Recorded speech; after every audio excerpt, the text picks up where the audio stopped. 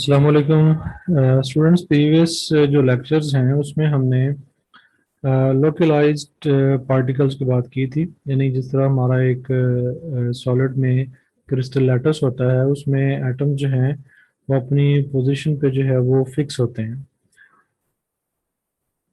तो उसके लिए फिर हमने जो है वो डिस्ट्रीब्यूशन फंक्शन, पार्टीशन फंक्शन जो था वो निकाला था।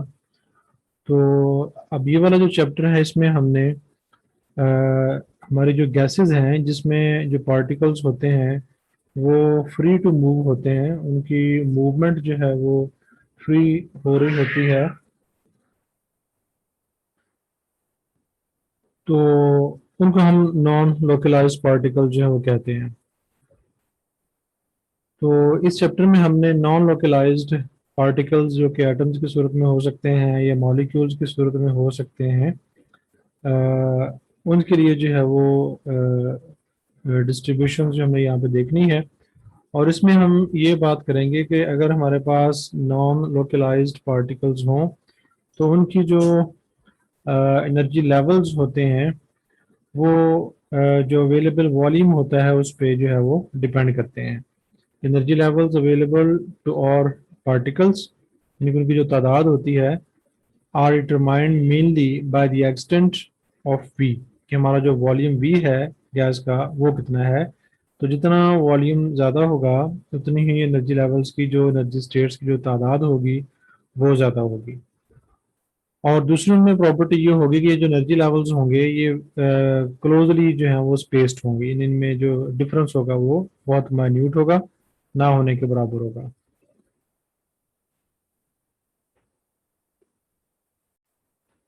क्योंकि गैसेस में जो पार्टिकल्स होते हैं वो कॉजली इंडिपेंडेंट होते हैं।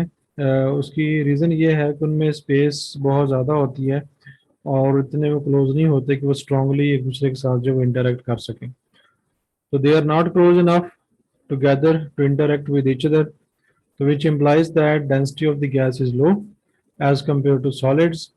तो लिहाजा इसमें हम जो है वो लो डेंसिटी गैसेस की जो है वो हमने बात करनी है। तो इस गैसेस के केसेस को समझने के लिए हम एक सिंपलेस्ट पहले जो केस है उसको स्टडी करते हैं। क्योंकि हमें पता है कि जो गैस पार्टिकल्स होते हैं, मे बी एटम्स और मॉलिक्यूल्स, वो फ्री मूव कर रहे होते हैं इन एनी डायरेक्शन। तो उन तमाम के बिहेवियर को अंडरस्टैंड करने के लिए और उनकी एनर्जी की जो लेवल्स की तादाद है उसको अंडरस्टैंड करने के लिए हम सिंपलेस्ट केस लेते हैं और उसमें फर्ज कर लेते हैं कि वन गैस मॉलिक्यूल है that is free to move in a cubical box. तो ये सिमेट्रिकल बॉक्स है जिसकी हर साइड की जो लेंथ है वो ए है। और इसमें उसका जब मूवमेंट को हम देखेंगे तो हमें एक रेफरेंस की ज़रूरत होगी। तो हम बॉक्स का जो एक पॉइंट होगा उस पर एज रेफरेंस जो है वो एक कॉर्नर को रेफरेंस जो है वो ले लेंगे। यानी अगर हमारे पास ये बॉक्स है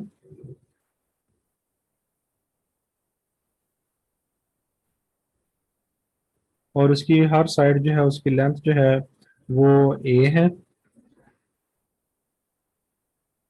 तो हमने इसका ये वाला कॉर्नर फर्ज करने के ले लेते हैं as a reference, as a region of the coordinate system ये होगा।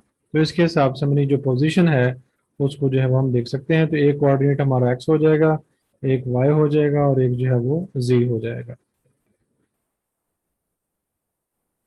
तो यूजिंग क्वांटम मैकेनिक्स हम जानते हैं कि जो हमारी स्टेशनरी स्टेट होती है पार्टिकल की, जो वेव फंक्शन होता है उसको हम इस फॉर्म में जो है वो लिख सकते हैं। जो हमारी पार्टिकल की जो पोजीशन है बॉक्स के अंदर उसको जो है वो डिफाइन करता है। और इसमें जो एन एक्स है, एन वाई है, एन जी है, ये पॉजिटिव इंटीजर्स हैं। और स्टेशनरी स्टेट का मतलब ये है कि हमारा जो पार्टिकल है it is confined inside the box. और चूंकि इनसाइड द बॉक्स है लिहाजा ओवर द सरफेस जो हमारा वेव फंक्शन होगा उसकी वैल्यू जीरो होगी। यानी हमारा जो पार्टिकल है वो सरफेस पे नहीं है बल्कि इनसाइड द बॉक्स है। और इसमें जो इंटीग्रल नंबर्स हैं n x, n y, n z, ये हाफ वेव को जो है वो डिस्क्राइब करते हैं, जो कि हमारी पार्टिकल की जो पोजीशन है inside the box along x y z, उसको जो है वो डिस्क्राइब करते हैं। और इसको जो है वो इन डिटेल जो हमारा लेजर वाला लेक्चर था जिसमें हमने कैविटी मोड्स की बात की थी, तो वहां पर हमने ये निकाला था कि हर एक्सिस के अलोंग जो वेवलेंथ बनती है वो हमारी जो है वो इसके बराबर होती है। तो अलोंग जो है वो एक्स एक्सिस वो भी इतनी है क्योंकि हमारा ये सिमेट्रिकल एक्सिस है। और इसी तरह अलोंग वाई एक्सिस भी यही होगी, अलोंग जी एक्सिस भी यही होगी, अलोंग वाई एक्सिस भी यही होगी, क्योंकि हमारा बॉक्स जो है वो सिमेट्रिकल है। तो अब चूंकि पार्टिकल हमारा मूव कर रहा है, लिहाजा उसकी एनर्जी होगी, उसका कुछ मोमेंटम होगा। तो अगर हम मोमेंटम कैलकुलेट करना चाहते हैं तो ये हमारा बेसिक फार्मूला है, इससे हम उसका मोमेंटम जो है वो कैलकुलेट कर सकते हैं। इसमें हम जो हमारी करस्पॉन्डिंग वेवलेंथ्स हैं उनकी वैल्यूज पुट करेंगे तो हमारे पास जो मोमेंटम है उसकी वैल्यू इन टर्म्स ऑफ जो है वो n x n y n z या डायमेंशन ऑफ द बॉक्स के तौर पर जो है वो आ जाएगा। और उसमें कितनी हाफ वेवलेंथ्स हैं उसकी सूरत में ये आ जाएगा। तो अब फर्ज कर लें कि हमारे पास कोई जेथ पार्टिकल है और उस जेथ पार्टिकल की जो मूवमेंट है इनसाइड द बॉक्स जो है वो स्पेस में है और वो स्पेस में मूव कर रहा है। तो इट मीन्स उसके जो तीनों कंपोनेंट्स होंगे, एक्स कंपोनेंट भी होगा, वाई कंपोनेंट भी होगा और जी कंपोनेंट भी होगा। तो अब हम इन मोमेंटा की जो वैल्यूज हैं वो पुट करते हैं और उनमें से जो कॉमन फैक्टर है वो कॉमन ले लेते हैं। तो हमारे पास जेथ पार्टिकल का जो मोमेंटम आ जाएगा उसकी करस्पॉन्डिंग वेव नंबर्स में जितनी वो हाफ वेव वेवलेंथ्स हैं और जिस बॉक्स मूव कर रहा है उसके डायमेंशन की सूरत में, तो ये हमारे पास जो है उसका मोमेंटम आ जाएगा। तो अब अगर हम उसकी एनर्जी निकालना चाहते हैं तो ये हमारे पास एनर्जी का रिलेशन है विद मोमेंटम, जिसमें हम पी स्क्वेयर की जो वैल्यू है वो पुट करेंगे तो ये हमारे पास जो है वो एनर्जी आ जाएगी हमारे जेथ पार्टिकल की इनसाइड द बॉक्स। तो इसमें जैसे कि आप जानते हैं कि ये जो एन जे स्क्वेयर है ये रिजल्टेंट है इन वैल्यूज का। तो एन जे की एक ही वैल्यू के लिए इनके डिफरेंट कॉम्बिनेशंस जो हैं वो हो सकते हैं। तो the wave state of particle is defined by this, but it's possible discrete energy levels correspond to different possible values, वो हमारे इसके जो है वो प्रोपोर्शनल है।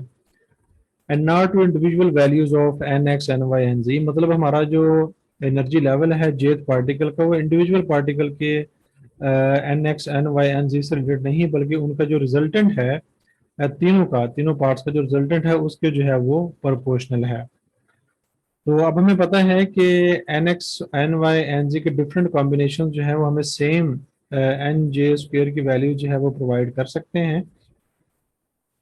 तो इसलिए इसका मतलब ये है कि डिफरेंट जो है वो एनर्जी लेवल्स होंगे जो कि सेम वैल्यू को जो है वो करस्पॉन्ड करेंगे। तो if there are j z such combinations, यानी उन कॉम्बिनेशंस की जो तादाद है वो ये हो, तो इसका मतलब ये होगा कि वो सेम एनर्जी स्टेट को करस्पॉन्ड कर रहे हैं। तो इसलिए हम कहेंगे कि these different wave states correspond to the same energy.